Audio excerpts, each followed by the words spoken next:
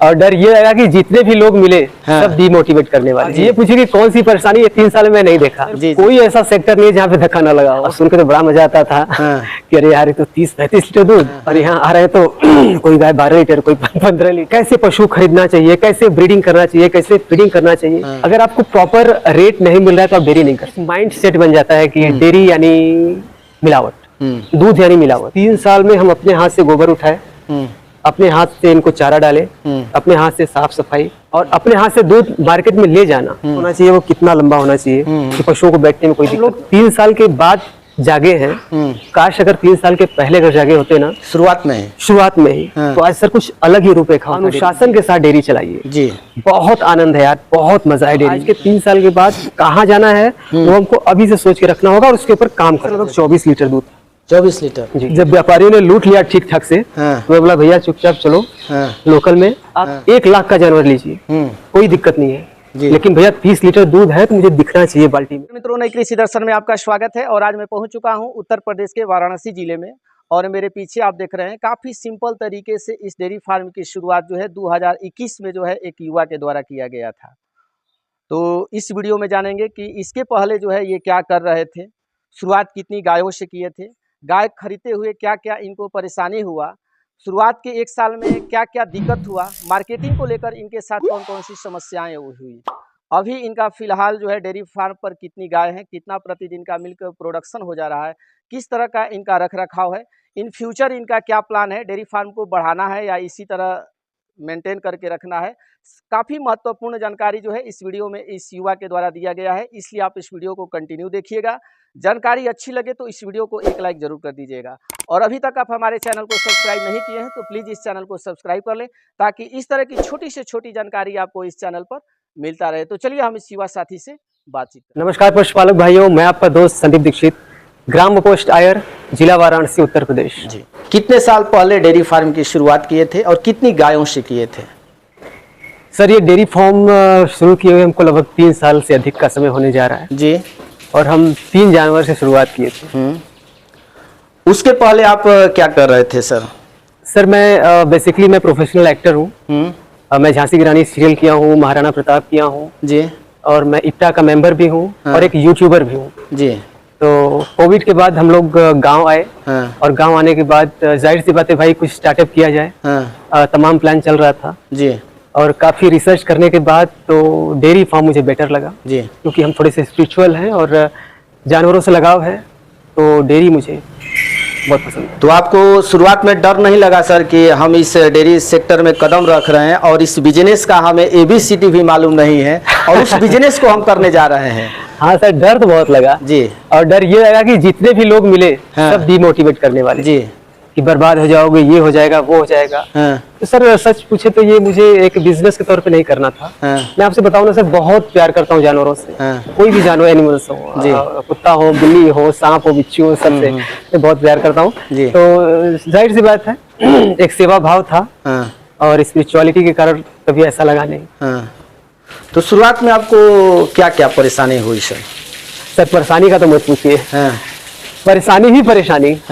अब ये पूछिए कि कौन सी परेशानी ये 3 साल में नहीं देखा। जी जी बहुत सर, मैं क्या बताऊं आपको। हाँ लेकिन ये है कि परेशानी के नाम पे भाइयों आप लोग डर मत जाइएगा। अगर वो परेशानी नहीं होती तो आज हमारा बनारस का सबसे बड़ा डेयरी आज न बनता। जी जी बहुत कुछ परेशानियों से सीखने को मिला सर जी। तो शुरुआत में आपको कहाँ पर धक्का लगा? सर कोई ऐसा सेक्टर नहीं है जहाँ पे धक्का ना लगा हो। जैसे सबसे पहली बात कि जब आप डेयरी फार्म शुरू करते हैं तो आपको जाहिर सी बात है गाय की जरूरत पड़ती है। तो सर यहाँ पे इतनी फ्रॉडगिरी चल रही है कि कदम कदम पे फ्रॉड। कम से कम 5 से 6 लाख रुपए हम लॉस में गए इस डेयरी फार्म में। अब हुआ यूं कि जाते थे, व्यापारियों के बारे में कुछ ना आइडिया था नहीं, तो जाते थे तो भैया आइए 80,000, 90,000, 30 लीटर दूध, 35 लीटर दूध। अब सुनकर बड़ा मजा आता था कि अरे यार तो 30-35 लीटर दूध। अब हमारे खुशी में गए, पैसा दे के घर पे आए और यहाँ आ रहे तो कोई गाय 12 लीटर, कोई 15 लीटर। तो मतलब ऐसे ऐसे लगभग 8 से 10 गायों में हम लोग धोखा खाए। 5 से 6 लाख रुपए तो वैसे डूब गए। 3 साल की जो जर्नी है सर ना, एक ह्यूमैनिटी के कारण मैं आपको बताना चाहूंगा, जितने हमारे पशुपालक भाई देख रहे हैं, मैंने एक चैनल क्रिएट किया है जिसका नाम है सर संगी साथी जी। और ये चैनल मैं 3 साल पहले भी शुरू कर सकता था, लेकिन नहीं सर, मुझे ये था कि पहले मुझे प्रॉपर तरीके से मैं खुद डेयरी करूंगा, ठीक है। अगर मुझे जो इसका रिजल्ट मिलेगा वो 3 साल के बाद मैं अपने पशुपालक भाइयों से शेयर करूंगा। तो सर वो 3 साल बीत गया है, तो अब मैं बेसिक रूल सर, उसमें मेरा मेन फोकस रहेगा उस चैनल पे सर कि कैसे हमारे जो शारीरिक श्रम है उसको आधे से आधा किया जाए जी। कैसे पशु खरीदना चाहिए, कैसे ब्रीडिंग करना चाहिए, कैसे फीडिंग करना चाहिए, एकदम सिंपल भाषा में। तो सारी चीजें सर मैं स्टेप बाय स्टेप मैं बताऊंगा। चैनल का नाम है संगी साथी डेयरी फार्म। गाय यहाँ आ गई तो दूध बेचना है जी, तो दूध को बेचने को लेकर क्या क्या समस्या सर? इसमें तो और समस्या थी। इसमें कुछ ये हुआ कि होता था ना शुरू में, भैया गाय खरीद लिए, फर्स्ट क्लास दूध गया बेच दिया। तो सर दूध बेचने का जो मेन दिक्कत था वो रेट का था। अगर आपको प्रॉपर रेट नहीं मिल रहा है तो आप डेयरी नहीं कर सकते जी। मतलब भूल जाइए कि आप डेयरी कर सकते हैं, क्योंकि सर बहुत सारे खर्चे भी होते हैं डेयरी फार्म में। तो सर स्टार्टिंग में जब हम 3 गाय लाए तो लगभग 25-30 लीटर दूध प्रोडक्शन होता था उस समय। तो वो दूध हम लोग मंडी ले जाते थे और मंडी में सर इतनी फ्रॉडगिरी बता रहे हैं, हर जगह लुटेरे पड़े हुए हैं। तो मंडी में जाते थे तो हमारे गाय का दूध हमसे लगभग 30-35 रुपए में खरीद के और उसी गाय को भैंस का बना के लगभग 60-70 रुपए में बेच दे रहे हैं।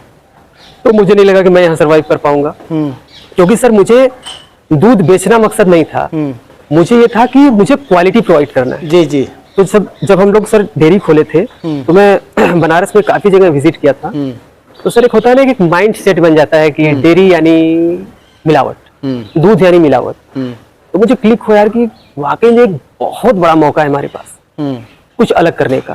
क्योंकि होता है ना, चाहे बड़े हो चाहे छोटे हो जी जी, हम जब भी उनके पास जाते थे तो भैया दूध में आप पाउडर तो नहीं मिलाते हैं या आप मिलावट तो नहीं करते हैं, भैया हमारे दूध बच्चे पीते हैं। तो मुझे लगा यार कि ये बहुत बड़ा टॉपिक है, इस पे काम करना चाहिए। तो सर मैं एकदम बेसिक से, और मैं आपको बताऊं सर 3 साल हो गया, अभी तक हमने एक आदमी नहीं रखा है। रिसेंटली भी 1-1.5 महीने पहले एक आदमी हमने भी रखा है। क्यों नहीं रखा सर? कि हमको इस बिजनेस को समझना है, मार्केट को समझना है। तो सर इस 3 साल में हम अपने हाथ से गोबर उठाए, अपने हाथ से इनको चारा डाले, अपने हाथ से साफ सफाई, अपने हाथ से दूध मिल्किंग करना और अपने हाथ से दूध मार्केट में ले जाना। तो सारा काम हम 3 साल में, समझ लीजिए हमारा लर्निंग पीरियड चल रहा था। और इसका परिणाम अब मुझे ये मिला कि जैसे मान लीजिए अभी हम लोग इस छोटे शेड में अभी हम लोग डेयरी की शुरुआत किए थे। अब हमारा जो शेड बन रहा है वो खेत में जी जी, वो सर काफी लंबा प्रोजेक्ट पे हम लोग काम कर रहे हैं। वहाँ लगभग 150 से 200 गायों का प्रोजेक्ट हमारा है। तो अब जब वहाँ हम लोग डेयरी अपना बनवा रहे हैं ना, तो हमको साफ साफ दिख रहा है कि हम डेली जो यहाँ काम करते हैं हमको क्या क्या प्रॉब्लम फेस करना पड़ता है। जैसे मान लीजिए यहाँ पे हम अलग अलग चरनी बनवाए हैं, तो एक प्रॉब्लम होता है कि आपको पानी पिलाना होगा तो अलग अलग पाइप डालना होगा जी जी। तो हम एक का एक चरनी रखेंगे, हमारा समय बच गया। यहाँ हमको पाइप लेके घूमना पड़ता है, तो हम ऑटोमेटिक अंडरग्राउंड सिस्टम रखेंगे, पॉप घुमा दिया और एक साथ सारे जानवरों को पानी पहुंच गया। गोबर उठाने के लिए जैसे हमारा ये जो फर्श होना चाहिए वो कितना लंबा होना चाहिए कि पशुओं को बैठने में कोई दिक्कत ना हो जी जी। तो सर एक एक चीजों का जो हमारा जो स्टडी है ना वहां जाके पूरा होगा, हो रहा है। तो बहुत सारी चीजें हैं सर, चल रहा है। अब यूं कहें कि 3 साल में हमने केवल अभी तक सीखा है, धोखा खाया है और सीखा है जी जी। हाँ, लेकिन 3 साल के बाद अब एकदम माइंड सेट क्लियर है कि हमको डेयरी क्या कैसे करना है डेयरी जी जी। यानी कि लगभग 3 साल में जो डेयरी फार्म में जो टिक गया वह बंदा लगभग डेयरी फार्म को रन जी जी जी सर। शुरू में जो हमारे काफी एक्सपर्ट्स यहाँ पे आते थे वो बोलते थे कि भैया ये डेयरी 3 साल का सर्कल है। तो मैं सोचता था क्या बेवकूफ बना रहे हैं यार, तो क्या सर्कल का क्या मतलब है, गाय लाया मिल्किंग क्या हो गया, जबकि वो सही थे सर जी। 3 साल का सर्कल मैं आपको सिंपल भाषा में समझाता हूँ। आज जो हम लोग 3 साल के बाद जागे हैं, काश अगर 3 साल के पहले अगर जागे होते ना शुरुआत में ही तो आज सर कुछ अलग ही रूपरेखा होता डेयरी जी जी जी। जो हम आज ब्रीड पे काम कर रहे हैं, अगर हम वही ब्रीड पे काम डे 1 से किए होते ना तो आज बहुत बहुत आगे निकल गए होते जी। लेकिन हाँ, धीरे धीरे धीरे धीरे अब जो है लग रहा है कि ब्रीड पे काम करना सर, ब्रीड पे हम लोग काम स्टार्ट कर दिए जी। तो आपके पास तो कुछ रिजल्ट भी आ गया है? हाँ सर, रिजल्ट आ गया है हमारे पास। काफी सारी बछड़ियां जो है अभी वो सब देख रहे हैं वो घर की बछड़ियां जी। वो सब बायफ की हैं, एसएजी की है और ये बायफ की अंगराज की बछड़ी है जी जी। अब धीरे धीरे कहने का मतलब अभी ट्रैक पे हम आ रहे हैं, लेकिन अगर ये शुरू में ही किए होते तब तक हमारे पास बहुत सारे जी जी बिल्कुल बिल्कुल सर बिल्कुल। तो हमारे जो नए पशुपालक भाई हैं उनसे मैं यही कहना चाहूंगा कि यार एकदम अनुशासन के साथ डेयरी चलाइए जी। बहुत आनंद है यार, बहुत मजा है डेयरी में, है ना। अगर आपको जानवरों से प्रेम है, आप विजन रखे हैं कि हाँ यार हमको इस लेवल पे काम करना है, और हमेशा आप ऊंचा सोचिए जी।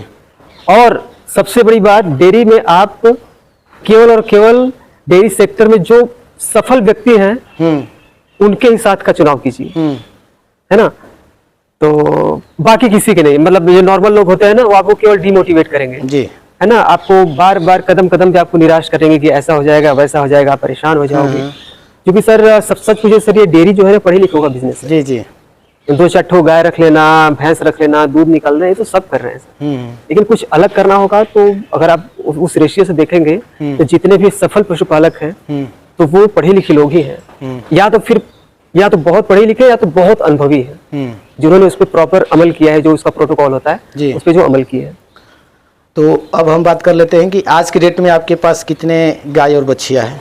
सर हमारे पास लगभग 38 बछड़ी और गाय मिला के 38 है। अभी हम लोग भैंस पे भी काम कर रहे हैं बिल्कुल जी। तो अभी क्या मतलब लगभग खर्च पड़ जाता होगा सर खिलाने पिलाने में एक अमूमन? सर देखिए लगभग 2 कुंटल दूध हमारा भी प्रोडक्शन हो रहा है जी, जो कि मेरे हिसाब से मैं बहुत ज्यादा संतुष्ट नहीं हूँ। हाँ, ब्रीड का जैसे आपने नाम लिया था, मैं बोला था ना अगर डे 1 से हम ब्रीड पे काम किए होते तो आज हम जो 2 कुंटल के लगभग दूध पैदा कर रहे हैं ये कम से कम 5 कुंटल होता है इस समय। आप सोचिए कितना डिफरेंस है। ये 3 साल का जो सर्कल बोला गया है ना, तो इसीलिए बोला गया है क्योंकि हमारे पास मान लीजिए आज 15 बछड़ियां हैं तो हमको इतना श्योर रहता कि हाँ ये 15 बछड़ियां हैं तो मिनिमम अगर 28-30 लीटर की एक बछड़ी देगी तो आप सोच सकते हैं कि कितना प्रोडक्शन आपके पास है। लेकिन इसमें से मान लीजिए कुछ बछड़ियां ब्रीड की हैं, कुछ नॉर्मल हैं जी, तो भी चल रहा है उसी में। तो आगे चल के जब ये कंसीव हो जाएंगी तो धीरे 2 क्विंटल हो जा रहा है सर लगभग, तो क्या रेट मिल जा रहा है अभी प्रेजेंट? सर अभी तो 55 रुपए 60 रुपए है हमारा, 2 रेट जा रहा है 55 और 60 जी। तो ज्यादातर कितना 55 रुपये जाता है और कितना मान के चलिए 1 कुंटल लगभग 55 जाता है, 1 कुंटल 60 जाता है। 60 यानी कि मतलब 60 हो गया है। देखिए हम इसमें भी क्या करते हैं ना कि जो थोड़े से अफोर्ड नहीं कर सकते जी जी, है ना, 55 रुपये मान लिया जाए कि 55 रुपये लगभग, मतलब उसमें भी सर कुछ लोग ऐसे हैं जिनकी आर्थिक स्थिति ठीक नहीं है, तो उनको उस हिसाब से हम ऐसे नहीं बता सकते जी, तो अपना एक सेवा भाव भी होता है। समझ रहे हैं सर जी। तो कुछ बच जा रहा है कि पूरा मतलब ले देकर मतलब बराबर हो जा रहा है? सर बच तो जा ही रहा है जी, जाहिर सी बात है। आप अगर आप देखें तो हम अभी हमारे पास 17 बछड़ियां हैं तो 17 बछड़ियां खा रही है तो प्रॉफिट से ही खा रही है जी। ये तो सर सोचना होगा हमको, भूसे मतलब गौ माता खुद खा ले रही हैं, बछड़ियां पाल दे रही हैं, हम एक आदमी रखे हैं, उनका खर्चा निकल जा रहा है, हमारा खर्चा निकल जा रहा है। लेकिन हाँ यही तक हमको नहीं सोचना है। मेन फैक्टर है सर ना कि हमको एक अपना ब्लूप्रिंट तैयार करके रखना है कि हमको यही तक नहीं सोचना है जी। हमको आज के 3 साल के बाद कहाँ जाना है वो हमको अभी से सोच के रखना होगा और उसके ऊपर काम करना होगा जी जी। तो 3 साल हो गया सर, लग रहा है कि आप इस सेक्टर का चुनाव करके सही काम किए हैं ना? बिल्कुल बिल्कुल सर, मुझे नहीं लगता कि मेरे लिए खास करके इस विश्व ब्रह्मांड में इससे अच्छा कोई बिजनेस होगा। और मैं सच बता रहा हूँ, मतलब ऐसा नहीं कि वो प्रॉफिट लॉस अपनी जगह है सर। मुझे इतना पता है कि एक न एक दिन मरना है लाइफ में, और इस उम्र के पड़ाव में मैं काफी सारी चीजें घूम चुका हूँ, काफी जगहों पे घूम चुका हूँ, बहुत सारी चीजें देख चुका हूँ, लेकिन जो आनंद और जो एक स्पिरिचुअलिटी इन लोगों के साथ है ना जी सर, वो कहीं सुकून नहीं। खाने पीने के लिए क्या क्या देते हैं इन लोगों को? फिर से सर उसी बैक जाऊंगा मैं। 3 साल का जो सर्कल होता है उसमें एक आ जाता है फीडिंग भी। उस 3 साल का जो सर्कल होता है ना उसमें हमको चुनाव करना होता है कि प्रॉपर फीड की, एक बैलेंस डाइट की, जो कि हम नहीं कर पाए स्टार्टिंग में। 3 साल तो सर मैं आपसे बताऊं कि चोकर खिला दिया, भक्का खिला दिया, मक्का खिला दिया, सरसों की थोड़ी सी खल खिला दिया। खिलाने से मतलब नहीं होता है, एक संतुलित आहार, कितना % खल होना चाहिए, कितना % अनाज होना चाहिए, मिनरल मिक्सचर कितना % होना चाहिए। तो सर ये सारी चीजों का जो कॉम्बिनेशन होता है ना वो बहुत मैटर करता है जी। और यहाँ हम लोग बहुत ज्यादा चुके। अब स्टार्टिंग में तो सर और जो पशु आहार वाली कंपनियां होती हैं, अब मैं ऐसे तो उनके बारे में नहीं बोल सकता, लेकिन पशु आहार से काफी दिक्कतें आई हमारे फॉर्म पे। यानी कि अब जो है आप अपना पशु आहार मतलब अपना मैं दाना खुद तैयार करते हैं? खुद करना ही पड़ेगा सर ना, जी, नहीं जी। तो आप ज्यादा देर तक नहीं टिक सकते। तो एक गाय को कितनी मात्रा में देते हैं सर? सर दूध के हिसाब से मान लीजिए 20 लीटर गाय दूध करे तो 8 किलो राशन देते हैं। जी जी। जी। चोकर भी देते हैं? नहीं चोकर नहीं देते, तो पहले पहले- देते थे लेकिन जब से अपना फीड बना रहे हैं हाँ हाँ थोड़ा बहुत चोकर का मात्रा रहता है जी। उस बैलेंस डाइट में। तो कई जगह फार्म पर सूखा खिलाया जाता है, कई जगह यकीन करेंगे सर 35 से 38 जानवर हैं, इनका चारा मात्र 15 से 16 मिनट नहीं होता। खत्म हो जाता है। अगर मैं अकेले डालूं हाँ तो 15 से 16 मिनट नहीं होता है, हम सारा पानी को इन लोगों का कर देते हैं। जी। तो सूखा ही खिलाते हैं? पूरा सूखा खिलाते जी। हैं। और सबसे बड़ी बात सर कि सूखा खिलाने का बेनिफिट है, हाँ सबसे बड़ी बेनिफिट ये है कि गाय आप जल्दी बीमार नहीं होंगी, हाँ है ना। और सलाइवा इनका बनता है हाँ और जिससे इनका डाइजेशन सही रहता है जी। और सबसे बड़ी बीमार नहीं पड़ती सर गाय। हाँ। ये काफी मुझे बेनिफिट लगा सूखा खिलाने से। और डिवॉर्मिंग कैसे कराते हैं सर? डिवॉर्मिंग सर वही 2.5 से 3 महीने के बीच में हम करा देते हैं डिवॉर्मिंग। तो गायों की खरीदारी कहाँ से की है सर? सर कुछ तो लोकल से और कुछ व्यापारियों के थ्रू। व्यापारियों ने तो लूट लिया, हाँ। लोकल वाले तो चलिए कुछ न कुछ ठीक ठाक है। तो ये जो गाय है सर, इस गाय के बारे में बता दीजिए। ये सर हमारी पहली गाय थी और जब हम लोग स्टार्टिंग में 3 गाय परचेस किए थे, ये सब बहुत खूबसूरत गाय थी। अब इसको हमने इतना पशु आहार खिला दिया ना कि ये बिल्कुल उतर गई। तो हालांकि अभी पशु आहार बंद किए हैं, तो अभी धीरे धीरे हेल्दी हो रहे हैं धीरे धीरे। कितना दूध देती है सर? इसमें सर लगभग 24 लीटर दूध। 24 लीटर? जी 24। हालांकि कैपेसिटी सर इसकी तो मेरे हिसाब से लगभग 30 लीटर की है, लेकिन हमारे पास फीडिंग मैनेजमेंट नहीं था, जी जी। जिसके कारण हम दूध निकाल नहीं पाए। कितना में खरीदे थे सर? ये सर हम लगभग 65,000 रुपए में खरीदे। 65,000 में जी। और ये जो गाय है सर? ये सर हम लोकल से परचेस किए थे। हाँ जब व्यापारियों ने लूट लिया ठीक ठाक से, हाँ मैं बोला भैया चुपचाप चलो हाँ लोकल में हाँ और वहां जाके मिल्किंग करो जी। और गाय लो। तो इनको हमने लिया था लगभग 60,000 में। 60,000 में? हाँ, ये गाय का रिस्पॉन्स अच्छा थी। जी जी। तो इसका कितना दूध रहता है? इसका सर दूध लगभग 24-25 लीटर। 24 से 25 लीटर। जी। तो हरा चारा मिल जाता है सर साल अब भर? देखिए सर फीड फार्मूला, हाँ। मैं आपको बताऊं कि मुझे ये नहीं दिखाना कि मैं बहुत बड़ा डेयरी फार्मर हूँ। हाँ मैं सर आप प्लीज मैं आपसे फिर रिक्वेस्ट करूंगा हाँ। कि जो हमारे नए पशुपालक भाई हैं हाँ वो जरूर जुड़ जाए हमसे। हाँ। हमारे चैनल जो हमने ओपन किया है संगी साथी डेयरी फार्मिंग, हाँ। ठीक है, उसमें सर देखिए जैसे हमने डाइट में क्या क्या गड़बड़ी की हाँ और उसका क्या क्या मुझे नुकसान भुगतना पड़ा, जी। मैं केवल असफलताओं के बारे में बात करूंगा। उस चैनल पे मैं केवल क्या क्या हमसे गलतियां हुई वो बस आप लोग मत करना, जी। आपको सक्सेस होने से कोई नहीं रोक सकता, ये मैं गारंटी देता हूँ। तो बस आप वो चीज मत करिएगा जो हमने किया। पहला कि आप पशु खरीद रहे हैं, आप 1 लाख का जानवर लीजिए, कोई दिक्कत नहीं है, जी। लेकिन भैया 30 लीटर दूध है तो मुझे दिखना चाहिए बाल्टी में, मैं कोई कंप्रोमाइज नहीं करूंगा। मतलब होता है भैया 1 लाख रुपया लगा रहा हूँ, मैं प्रॉपर मिल्किंग करवा के चेक करूंगा ना। जी जी। अब यहाँ तो वही बोलते हैं ना कि व्यापारी लोग खड़े खड़े लूट लिए बिल्कुल कि 90,000 95,000 रुपए लिए, भैया 30 लीटर 35 लीटर दूध देंगी तो गाय 12 लीटर 14 लीटर दूध दे रही है। तो काफी शुरुआत में वहीं पर लोग धोखा खा जाते हैं। हाँ धोखा खा जाते हैं, लेकिन यही धोखा खाने के बाद ये सर सबक मिलता है ना। तो वही मैं बार बार कह रहा हूँ कि कभी भी गाय परचेस करे तो आप मिल्किंग करके ही ले। जी। और खरीदते हुए क्या क्या ध्यान देना चाहिए सर? सर बहुत सारी चीजें हैं गाय खरीदने के लिए। पहली बात कि सर उनका जो अडर स्कोर हो तो कॉम्पैक्ट होना चाहिए, चपका रहे तो ज्यादा अच्छी मानी गई है। इनका थन का जो गैपिंग हो चारों तरफ से थोड़ा ज्यादा हो, फैला हो, तो वो गाय अच्छी मानी गई है। और थन उनका बहुत ज्यादा लटका हुआ ना हो, ये ध्यान रखने वाली चीज है। ब्याज सर अगर हम गाय खरीद रहे हैं तो पहला दूसरा। सबसे अधिक सर समस्या किस मौसम में आता है डेयरी सेक्टर में? सर यही चुनौती भरा गर्मी। इसमें क्या क्या सावधानी बरतना चाहिए? सर सावधानी का यही है कि इनको थोड़ा खुला मिल जाए तो बहुत अच्छा है। जी। खुला ना मिले तो फार्म पर शेड के अंदर हाँ, फार्म पे कम से कम इनका जो शेड है उसका हाइट ठीक ठाक होना चाहिए। हाँ। है ना। और चारों तरफ से आप पर्दा वगैरह अगर लगा दे तो ज्यादा बेटर है। गर्म हवा इनको न परेशान करना है। गर्मी में दूध उत्पादन कम भी हो जाता है क्या? हाँ थोड़ा घटता है जी। कितने समय नहलाते हैं इन लोगों को? सर वीक में एक बार, तो मैं तो अभी वीक में एक बार नहला रहा हूँ। वीक में एक बार। ऐसा क्यों सर? सर तमाम भ्रांतियां हैं और इसके ऊपर भी थोड़ा रिसर्च करना पड़ेगा। बहुत लोग तो डेली नहलाते हैं, हाँ। और बहुत लोग बोलते हैं कि नहलाना ही नहीं चाहिए, हाँ। और बहुत लोग कहते हैं कि 1 वीक में एक बार नहला देना चाहिए। हाँ। तो इसके ऊपर थोड़ा सा भी ध्यान दूंगा, एक्चुअल इसका क्या है, उसका सेंस क्या है, तो इस हिसाब से आगे मेहनत काम कितना है सर? सर कौन सा ऐसा सेक्टर जिसमें मेहनत ना हो? हाँ। तो सर वही मैं बोला ना, अगर आपका मैनेजमेंट बढ़िया है ना तो कोई मेहनत नहीं है। हाँ।